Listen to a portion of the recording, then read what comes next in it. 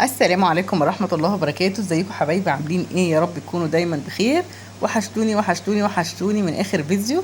النهارده يا جماعة جايه لكم بمشروبات جميلة جدا جدا جدا للتخسيس يا جماعة، واللي عامل رجيم يشربها. كوباية كده الصبح، وكوباية بعد الغدا، وكوباية بعد العشاء، جميلة جدا جدا. والنهارده دون اول مشروب معانا الليمون يا جماعة. الليمون مع النعناع مشروب جميل جدا جدا جدا لكل اخواتنا وحبايبنا اللي عاملين التخسيس. بصوا يا جماعه، طبعا احنا عصرنا كده في كل كوبايه نص ليمونه، وبعدين النص التاني قطعناها حتتين صغيرين وحطيناها في الكوبايه مع عودين من النعناع. ما شاء الله تبارك الرحمن. المشروب ده يا جماعه بقى بيتشرب كده بصراحه، ما بتحطش عليه خالص سكر، بس بصراحه انا حطيت كده عليه يعني معلقه الا. بصراحه في ناس كتيرة بتشربه من غير سكر، وده الافيد اللي هو من غير سكر. انما انا يا جماعة ما اخدتش بصراحة ان انا اشرب حاجة من غير سكر خالص.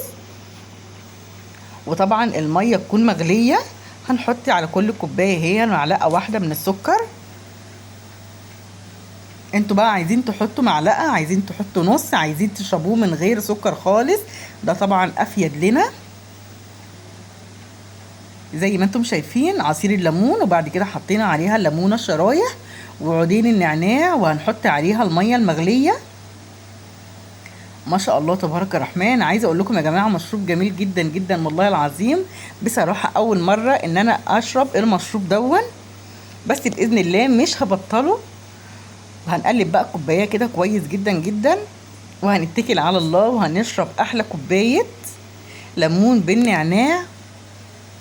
ويا ريت تكتبوا لنا في الكومنتات ايه رايكم في المشروبات الجميله دي. ده كده معانا اول مشروب يا جماعه للتخسيس. ما شاء الله تبارك الرحمن. واكتبوا لنا في الكومنتات، ويلا نسمي الله ونعمل المشروب التاني. بسم الله. طبعا يا جماعه معانا كده حبه من الجنزبيل، يعني نص معلقه من الجنزبيل.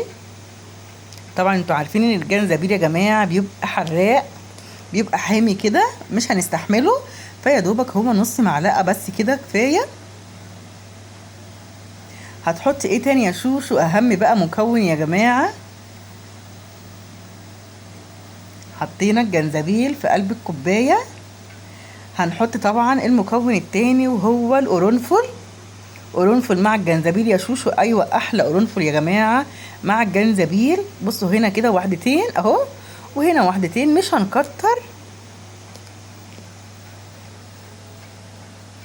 زي ما انتم شايفين. وبرده كيس سكر اختياري، عايزه تحطي معلقه، عايزه تحطي نص، عايزه تشربيه من غير سكر خالص.